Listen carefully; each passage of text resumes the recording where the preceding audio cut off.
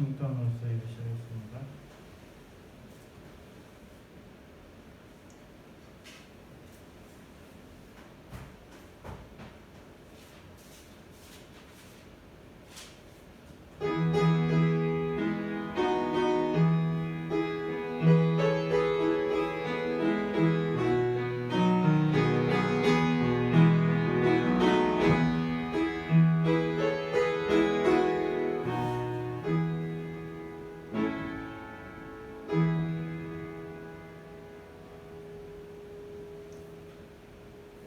저희가 먹을 때 예수께서 떡을 가지사 축복하시고 떼어 제자들을 주시며 가라사대 받아 먹으라 이것이 내 몸이니라 하시고 또 잔을 가지사 사례하시고 저에게 주시며 가라사대 너희가 다 이것을 마시라 이것은 죄 사함을 얻게 하려고 많은 사람을 위하여 흘리는 바 나의 피 곧 언약의 피니라.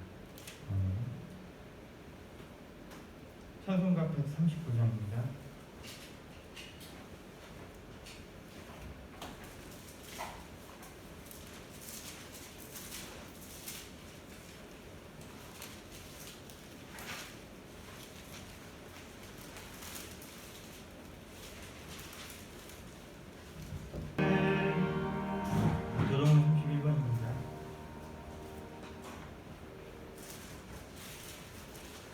교도문 31번 시편 142편입니다. 기도하겠습니다. 내가 손이 내어 여호와께 부르짖으며 내가 내 원통함을 그 앞에 토하며 내 우환을 그 앞에 진술합니다. 내 심령이 속에서 상할 때에도 주께서 내 길을 아셨나이다. 나의 행하는 일을 저희가 거부하고 불문을 쓰느니라. 내 우편을 살펴보소서. 나를 아는 자도 없고 피난처도 없고 내 영혼을 돌아보는 자도 없나이다. 여호와여 내가 주께 부르짖어 말하기를 주는 나의 피난처시요 힘든 세계에서 나에게 분길이라 하셨나이다. 나의 부르짖음을 들으소서. 나는 심히 비천합니다. 나를 비하하는 자에게 건져서 저는 나보다 강하니이다. 내 영혼을 목에서 이끌어내사 주의 이름을 감사케 하소서. 주께서 나를 보게 하시니 의인이 나를 부르니이다. 사신경에서 신앙하시겠습니다. 전능하사 천지를 만드신 하나님 아버지를 내가 믿사오며 그 외아들 우리 주 예수 그리스도를 믿사오니 이는 성령으로 잉태하사 동정녀 마리아에게 나시고 본디오 빌라도에게 고난을 받으사 십자가에 못 박혀 죽으시고 장사한 지 사흘 만에 죽은 자 가운데서 다시 살아나시며 하늘에 오르사 전능하신 하나님 편에 앉아 계시다가 죄로서 산 자와 죽은 자를 심판하러 오시리라. 성령을 믿사오며 거룩한 공예와 성도와 소교통하는 것과 죄를 사하여 주시는 것과 몸이 다시 사는 것과 영원히 사는 것을 믿사옵나이다. 아멘. 찬송가 444장입니다.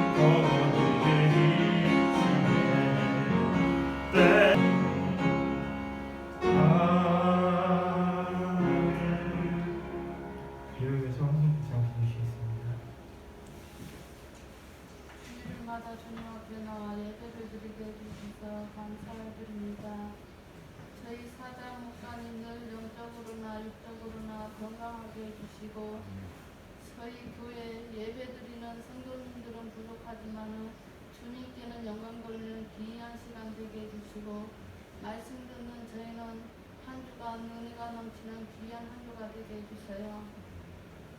코로나19 때문에 많은 사람들이 고통받고 있습니다.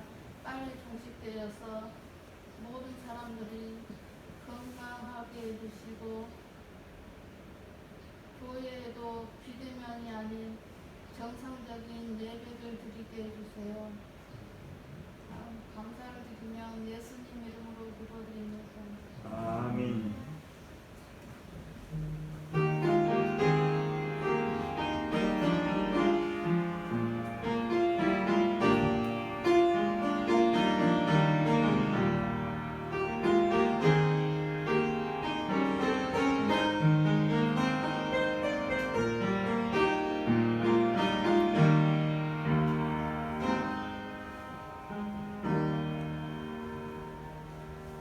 성경 말씀 마태복음 26장 26절에서 28절에 있는 말씀입니다.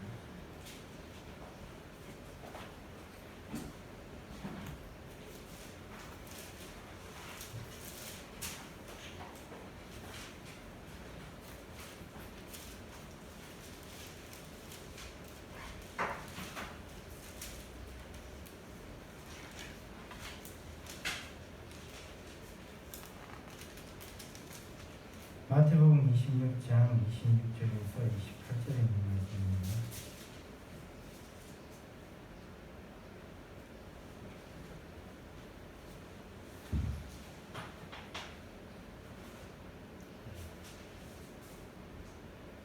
마태복음 26장 26절에서 28절에 있는 말씀 같이 읽겠습니다.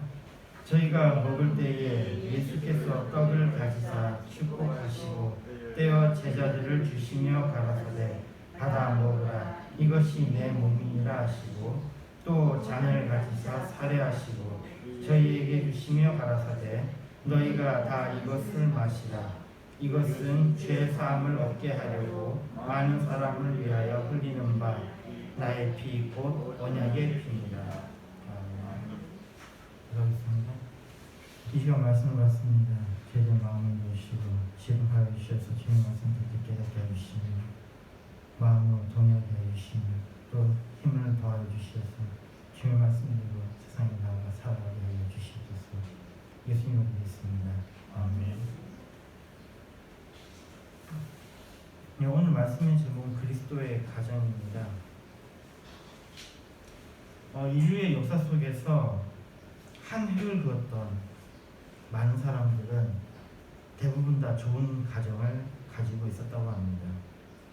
우리나라의 역사 속에 보면요, 우리나라에 조선이라는 나라가 있었습니다.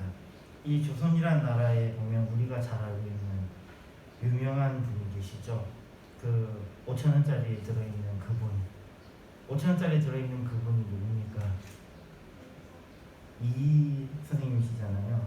근데 이 선생님이 굉장히 훌륭하신 분입니다. 근데 이 선생님의 굉장히 중요한 그리고 이 선생님이 있게 한 분이 우리나라에 5만원짜리 계시죠. 누굽니까? 신사임당이시죠. 좋은 부모님 밑에서 좋은 어머니 밑에서 좋은 아들이 나왔던 겁니다. 또 대표적인 케이스가 왕 중에서도 우리 한번 찾아볼 수 있죠. 아버지가 굉장히 훌륭했던 왕 태종 아닙니까? 태종이 사람들이 좀 오해하는 것이 태종은 뭔가 이 무예에 굉장히 강하고 그런 좀 뭐랄까 기질이 좀 사나운 그런 사람이라고 생각하겠죠. 근데 놀랍게도 태종은 그 문과와 무과가 있거든요. 문과는 글로 하는 거고 무과는 이게 그 무술로 이렇게 무력으로 이렇게 하는 거거든요. 이 태종은 문과에 합격한 사람입니다. 문과 출신입니다. 문과가 아니고 문과 출신이에요. 이렇게 그리고 이 사람은 굉장히 현실적인 분이었습니다. 굉장히 현실적인 분이어서 정도전이 계획하고 있는 그 조선이 굉장히 좋은 거는 알겠는데 저거는 어렵다라는 걸 알기 때문에 정도전에 조선을 내버려 두고 정도전마저 죽이고 그리고 조선을 다시 만들었지만 그가 꿈꾸던 것을 누굴 통해 이루게 했냐? 바로 자신의 아들 세종을 통해서 이루게 했습니다. 그래서 세종대왕 때는 조선이라는 나라가 굉장히 꽃을 피우는 그런 때가 됐었죠. 뭐 세종대왕 때만은 뭐 그 다 대표적인 것이 그지 않습니까? 우리나라의 전례 없는 흉년이 바로 세종대왕 때 일어났었거든요. 전례 없는 흉년이. 그런데 그때 곡식의 양은 최고였다고 합니다. 그러니까 그만큼 준비도 잘할 수 있는 그런 훌륭한 왕이 탄생한 거죠. 좋은 아버지 밑에서 좋은 아들이 나타났습니다. 현재 우리나라의 소위 명문대에 지나가는 학생들을 보면 가진 자들이 압도적으로 많다고 합니다. 얼마 전에 이게 그 유튜브를 보다 보니까 이런 게 나오더라고요. 학교에서 전교 1등을 하면서 굉장히 열심히 해왔는데 정말 열심히 했는데 뭐 서울대, 뭐 연세대, 고려대를 비롯해서 지방의 국립대학에조차도 이 사람은 떨어졌어요. 전체적으로 보니까 1등급인데 떨어졌습니다. 그것도 이제 이 사람이 지원했던 것은 그 수시 쪽으로 이렇게 지원했었는데 그 보니까 입학사령관이 그 사람이 왜 떨어졌는지에 대해서 분석을 좀 해보니까 포트폴리오가 좀 약하대요.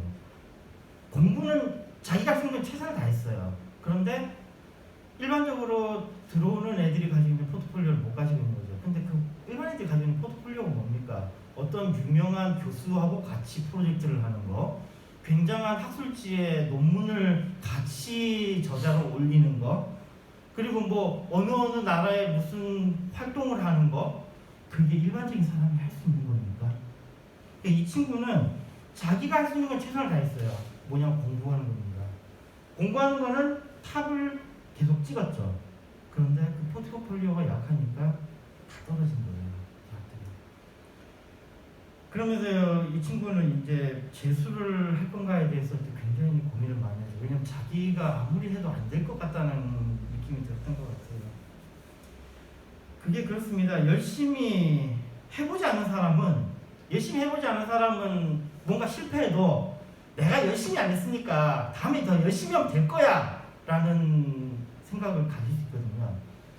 근데 죽어라 자기 모든 힘을 다해서 열심을 다 했는데 떨어지면, 그러면 그런 사람들에게 과연 믿음이라는 게 의미가 있겠습니까? 최선을 다해본 사람들의 좌절감은 얼마나 크겠습니까? 이렇게 시험을 볼 때도 필기시험에서 떨어진 사람은 다음번에 시험 준비를 아주 가뿐하게 하죠. 그런데 최종 면접에서 떨어진 사람은 잘 못해요. 최종 면접에서 떨어져 본 사람은, 최종 면접을 제가 아는 사람 중에 최종 면접 3번 떨어진 사람이 있거든요. 4번째 합격했습니다. 그러니까 필기시험 4년 동안 필기시험을 계속 합격하고 최종 면접을 3년을 보고 마지막, 이거는 보통 멘탈이 아니에요. 이 사람은 진짜 뭘 해도 다 할 것 같더라고요. 근데 보통은 그렇지 못합니다. 최종 면접까지 해서 떨어진 사람들은 다음번 나가지 못합니다. 사실 아까 이야기한 그 학생 같은 경우에도 그 학생이 잘못은 아닙니다. 구조가 그런 것이죠. 이 말도 안 되는 이런 입시 제도를 만든 게 문제인 거죠. 학생들이 가질 수 있는 포트폴리오, 그게 그렇게 화려할 필요가 있습니까? 아니, 개인이 할 수 있는 겁니까, 그것이? 혼자서 준비한 사람과 그렇지 않은 사람은 이게 다른 겁니다. 유명대학 교수님, 유명인사가 같이 그 포트폴리오에 참여한 사람과 정말로 혼자서 열심히 노력한 사람, 누가 더 대단한 겁니까? 혼자서 죽어라 해도 해낼 수 없는 구조. 이게 이제 좋은 가정 출신들이 좋은 곳을 차지하는 그러한 우리 사회의 민낯일 겁니다. 그러나 우리가 여기에서 사회가 왜 이래라고 하는 것은 크게 우리한테 도움이 되지는 않습니다. 인정할 것은 인정하는 거죠. 그런 거 아닙니까? 아이를 봤을 때 우리는 아이를 보고 귀엽다라는 생각을 하게 되죠. 근데 만약에 아이가 귀엽지 않으면 어떻게 됩니까? 아이가 귀엽지 않으면 누구도 아이를 돌보지 않습니다. 아이는 귀엽기 때문에 누구든지 그 아이를 돌보고 싶어 하는 거예요. 우리가 개를 키울 때도 어떻습니까? 개가 귀여우니까 개한테 먹을 걸 주고, 개가 귀여우니까 우리가 걔네들을 케어하는 거지. 만약에 개가 뱀같이 생겨서, 뱀같이 이렇게 생겼다 그러면, 아니 개가 바퀴벌레같이 생겼다 그러면 우리가 돌보겠습니까? 이게 좀 더 나아가서요, 예쁜 여자들은 분명히 배려를 많이 받습니다. 배려받을 확률이 월등 높아요. 근데 그거보다 더 심한 건요, 잘생긴 남자입니다. 그 여자들은 10명 중에 5명이 그런 배려를 받는다 치면요, 남자는 10명 중에 2명만이 그런 혜택을 받습니다. 남자들은 더 심해요. 잘생긴 남자들은 그 사람이 선택받을 확률은 압도적입니다. 세상은 공평하지가 않습니다. 공정을 외치는 것은 의미 있는 일입니다만은 그런 세상을 기대하는 것은 우리에게 너무 가혹한 일이 되지 않을까 생각을 합니다. 좋은 배경이 있다면 얼마나 좋겠습니까? 그와 함께 우리가 5월은 가정의 달입니다. 이 가정하니까 이 가정 자체가 바로 우리의 배경이 되는 거죠. 좋은 가정에 대해서 생각하는 시간을 가져봤으면 합니다. 자, 이렇게 이야기했는데 처음에 암울한 이야기부터 시작을 했습니다. 근데 여기서 지금 의도하는 것은 냉정하게 한번 생각해 보자는 겁니다. 냉정하게 생각해 보는 것이 도움이 될 것이라고 생각합니다. 가정교육으로 유명한 집단이 유대인들이죠. 그 유대인들의 교육에 비밀이 있습니다. 유대인 가정에 입양된 한 학생이 그가 받은 교육에 대해서 이야기해 주면서 이게 더욱더 명확하게 드러났습니다. 유대인들에게 니네들의 교육의 특징이 뭐냐라고 이야기하면 유대인들은 잘 말을 못해요. 왜냐하면 자기들은 너무나도 익숙해져 있으니까. 근데 외부에서 들어간 사람은 자기가 이때까지 겪어보지 못한 것을 그 가정에서 겪었기 때문에 그 학생은 말할 수가 있더라고요. 이 학생은 우리나라 사람인 것 같더라고요. 그러니까 생긴 우리나라 사람같이 생겼어요. 미국의 유명 대학에 진학을 했더라고요. 굉장히 똑똑한 것 같아요. 근데 입양이 됐다고 그러는데 이 친구가 하는 그 이야기를 들어보니까 자기가 여기 들어와서 겪었던 가장 다른 것은 이거였답니다. 유대인들은 첫 번째로 유대인 교육엔 첫 번째 암기 교육이 있다고 합니다. 뭐 사람들은 유대인들의 토론에 대한 이야기, 창의적인 이야기를 하는데 아니요, 유대인들은 첫 번째로 암기를 한답니다. 굉장히 강하게 암기를 한답니다. 그리고 유대인이라면 누구든지 모세오경, 즉 토라는 알고 있는 겁니다. 자, 그러면 이걸 가지고 어떻게 하느냐? 바로 이걸 가지고 질문을 하고 토론을 합니다. 그러니까 같은 주제를 가지고 질문하고 토론을 하는 거예요. 그리고 이것이 이루어지는 것이 어디냐면 바로 식사할 때입니다. 테이블 펴놓으시려고 하죠. 바로 밥상머리에서 이것을 한다는 겁니다. 자기가 딱 들어왔을 때에 아무리 일주일 바쁘게 살아도 반드시 하나 지키는 게 있답니다. 그게 뭐냐면 금요일날 반드시 집으로 간다는 겁니다. 집에 가서 부모님들과 같이 식사를 한다는 거예요. 유태인이라면 누구든지 다 그렇게 한다는 겁니다. 반드시 같이 식사를 한답니다. 금요일날 저녁에요. 왜냐하면 그 다음날이 무슨 날이에요? 안식일이니까요. 안식일을 지키기 위해서 모여서 같이 식사를 합니다. 여기에 대해서는 많은 사람들이 이제 분석한 것도 있어서 이건 다음 기회에 한번 좀 더 자세히 이야기를 해보겠습니다. 어쨌든지 간에 이들의 오늘 지금 포인트는 바로 이겁니다. 그들이 교육이 이루어지는 장소는 바로 식탁이라는 겁니다. 식탁. 그러니까 식탁에서 이루어졌다니까 이들은 아까 그 사람 같은 경우는 피로 이어진 건 아니잖아요. 그런데 가족이에요. 이걸 뭐라 부를 수 있냐면 바로 식구라고 부를 수 있습니다. 같이 먹는 사람이라는 거예요. 같이 먹는 식구. 식이 먹으실 때 이쁘잖아요. 같은 입을 가진 사람들. 같이 밥을 먹는 사람이라는 겁니다. 참고로 영어에 보면은 그 회사라는 게 컴퍼니잖아요. 컴퍼니라는 게 있는데 이게 컴퍼니의 어원을 좀 따져보면요. 앞에 컴이 붙으면 보통은 가치란 뜻이잖아요. 뒤에는 이게 판이 들어있잖아요. 판. 이게 뭐예요? 빵이에요. 빵.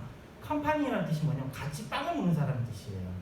이래서 이게 하나의 그룹이 되는 거고 뭐 동료라든지 이런 이야기가 바로 컴패니언이라든지 이런 단어들이 바로 여기서 나옵니다. 같이 빵을 먹는, 즉 같이 밥을 먹는 사람. 무슨 이야기냐면 식구라는 이야기입니다. 이 식구라는 개념으로 우리가 그리스도인들의 가족의 개념을 확대할 수 있는 겁니다. 그럼 그리스도인들이 어떻게 하나의 식구가 될 수 있는 거죠? 바로 그리스도인들이 식구가 되는 것은 오늘 우리가 읽었던 바로 이 성찬에서입니다. 성찬을 통해서 그리스도인들은 한 식구가 되는 겁니다. 그리스도를 통해서 한 가족이 되는 겁니다. 로마 시대의 그리스도인들은 식인 문화가 있다고 핍박받았습니다. 오늘 우리가 읽었던 바로 이 말씀 때문입니다. 내 피와 내 살을 먹으라 마시라고 하니 이것 때문에 고소당할 때에 기독교인들은 식인 문화가 있다고 고소를 당했었죠. 그런데 그런 의미가 아니었습니다. 그리스도를 먹고 마시면 그런 의미가 아니라 먹고 마신다라는 것은 바로 생명에 관한 이야기입니다. 그리스도를 통해서 새 생명을 얻는다라는 것입니다. 이 성찬에 대한 말씀을 하기 앞서서 요한복음 6장 48절에 예수님께서 이렇게 말씀하셨습니다. 내가 곧 생명의 떡이로라. 예수님 스스로가 자신이 생명의 떡이라고 말씀하셨어요. 이미 예수님께서 성찬 이전에 여기에 대한 말씀이 있었다라는 거죠. 그리고 떡이라는 것은 뭡니까? 우리가 그걸 먹음으로 인해서 생명을 유지하는 것이거든요. 생명을 유지하는 것이기 때문에 예수님은 곧 뭐라는 거예요? 너희들의 생명을 내가 보장해주겠다라는 그런 의미로 접근할 수 있는 거죠. 요한복음 7장 38절에는 이렇게 말씀합니다. 나를 믿는 자는 성경의 이름과 같이 그 배에서 생수의 강이 흘러나리라 하시니. 그리스도를 믿는 것은 바로 그리스도를 먹는 것이며 그리스도를 마시는 것입니다. 믿음으로 한 가정이 되는 것입니다. 우리가 이 성찬식을 거행합니다. 성찬식을 거행할 때 우리가 조건으로 내거는 것은 세례교인인 것을 조건으로 걸고 있죠. 그 세례교인이라는 것은 무슨 의미입니까? 우리가 받아들인 사람들이라는 것이고 그 받아들인 사람이 곧 뭐가 되는 같이 먹고 마심으로 식구가 된다는 것을 의미하는 것입니다. 그리스도를 믿는 사람들은 같이 먹고 마시는 식구가 되는 것이며 새 생명을 얻었음을 확인하는 것이 바로 성찬식입니다. 우리는 이 식구를 다른 말로는 교회라고 부릅니다. 그리스도인들은 교회라는 식구들과 같이 성장하며 같이 살아갑니다. 이 교회는 이사야서 56장 7절에 보면요. 내가 그를 나의 성산으로 인도하여 기도하는 내 집으로 그들을 기쁘게 할 것이며 그들의 번제와 희생은 나의 단에서 기꺼이 받게 되리니 이는 내 집은 만민의 기도하는 집이라 일컬음이 될 것입니다. 바로 이 교회는 기도하는 것입니다. 우리가 그리스도 안에서 하나의 식구가 된다는 것은 기도한다는 것입니다. 같이 기도한다는 것입니다. 디모데전서 2장 1절에 말씀합니다. 그러므로 내가 첫째로 권하노니 모든 사람을 위하여 간구와 기도와 도구와 감사를 하되. 여기 간구라는 말은 뭐 간절히 구하다, 기도하면 우리가 잘 알겠습니다. 도구라는 말은 좀 생소한 말이죠. 도구는 남을 위해서 기도하는 것입니다. 남을 위해서 청원하는 거예요. 즉 중보기도를 이야기한다고 볼 수 있습니다. 그리고 감사를 하는 것입니다. 교회 식구들을 위해서 기도하는 것을 포함하는 것입니다. 우리가 사는 세상은 결코 쉽지 않습니다. 하루에도 얼마나 많은 일이 일어나며 감당할 수 없는 무게에 힘겨워 살고 있습니까? 이런 우리들에게 평안이 되는 것은 서로의 기도이며 이 기도를 통해서 평안과 안식을 얻을 수 있는 것입니다. 우리가 이 기도를 하면서 평안과 안식을 얻을 수 있는 것은 하나님이 우리의 기도를 듣고 계시기 때문입니다. 누가복음 24장 53절에 말씀합니다. 늘 성전에 있어 하나님을 찬송하리라. 바로 이 교회는 찬송하는 곳입니다. 주님을 찬양하는 곳입니다. 그리고 주님이 우리를 위하여 행하신 일들에 대해서 감사하는 곳입니다. 빌립보서 4장 6절에 이렇게 말씀합니다. 아무것도 염려하지 말고 오직 모든 일에 기도와 간구로 너희 구할 것을 감사함으로 하나님께 아뢰라. 염려 가운데 감사함으로 우리가 기도할 수 있는 것은 그 안에 소망이 있기 때문입니다. 교회는 또한 배움이 있는 곳입니다. 말씀을 배우고 세상을 살아가는 지혜를 배우는 것입니다. 교회는 세상과 단절되는 곳이 아니라 세상에서 살아가는 지혜를 같이 강구하는 것입니다. 마태복음 28장 20절에 말씀합니다. 내가 너에게 분부한 모든 것을 가르쳐 지키게 하라. 볼지어다 내가 세상 끝날까지 너희와 항상 함께 있으리라 하십니다. 주님께서 우리에게 말씀하신 것을 우리가 가르치고 그것을 지키게 하는 것, 그것이 바로 교회의 일입니다. 그리고 여기에는 우리에게 또한 소망이 있는 것이 주님께서 우리와 함께 하신다는 그 소망이 있습니다. 정리하겠습니다. 교회는 바로 그리스도의 가정입니다. 우리는 그리스도 안에서 한 식구가 되는 것입니다. 이 가정은 첫째로 믿음의 가정이 됩니다. 그리스도 안에서 그리스도를 믿는 믿음으로 하나의 가정을 이룹니다. 두 번째로는 소망의 가정입니다. 우리가 그리스도 안에 있기 때문에 이 세상에서 비록 이 세상이 힘들고 어렵지만 우리가 이곳에서 승리할 수 있다는 소망을 가지고 그리스도께서 승리하시기 때문에 승리할 수 있다는 소망을 가지고 살아가는 그런 가정입니다. 셋째로 사랑의 가정입니다. 그리스도인들을 돌보아야 합니다. 그리고 그리스도인들에게 주어진 것이 있다면 그것은 서로 사랑하는 것입니다. 그리스도인들이라면 서로 사랑해야 하는 것입니다. 요한복음 13장 34절에 말씀합니다. 새 계명을 너에게 주노니 서로 사랑하라. 내가 너희를 사랑한 것 같이 너희도 서로 사랑하라. 기도하겠습니다. 하나님 감사합니다. 이 시간 그리스도 가정에 대해서 성장하시는 가겠습니다. 주님 안에서 저희들이 믿음으로 살아가게 하시며 소망을 가지고 살아가게 하시며 또한 사랑하며 살아가게 하여 주시옵소서. 예수님을 위했습니다. 아멘. 찬송가 305장 보시면서 주님의 찬송하시겠습니다.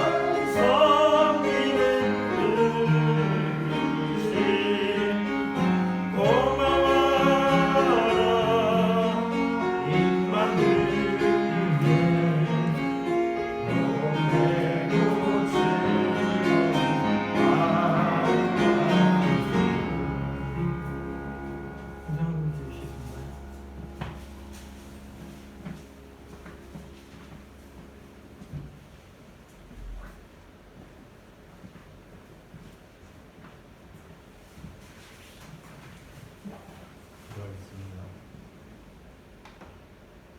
11조 죄송합니다. 개운이랑 개운을 치고 이 나라를 주님께서 지켜주심을 느낄 수 있게 하신 것 같아요. 발견하는 강의 그러니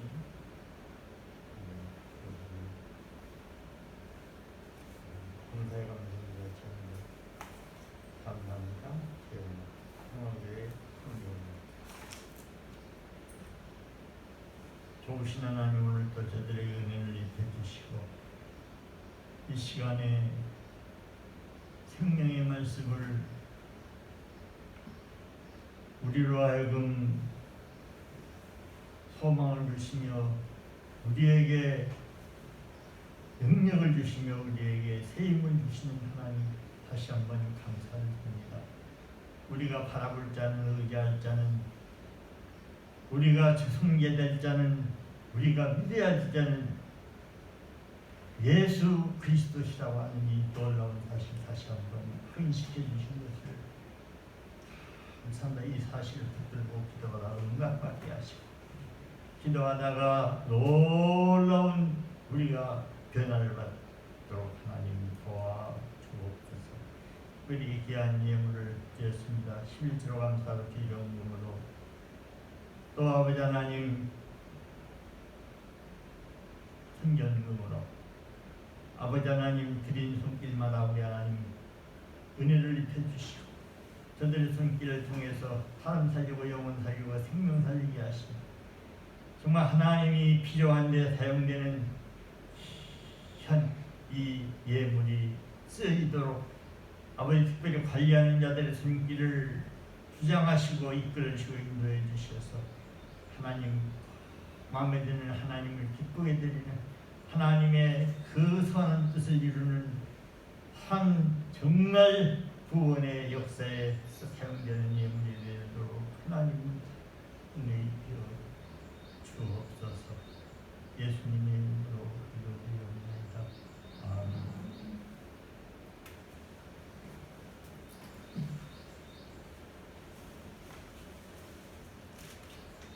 전후가 3장입니다.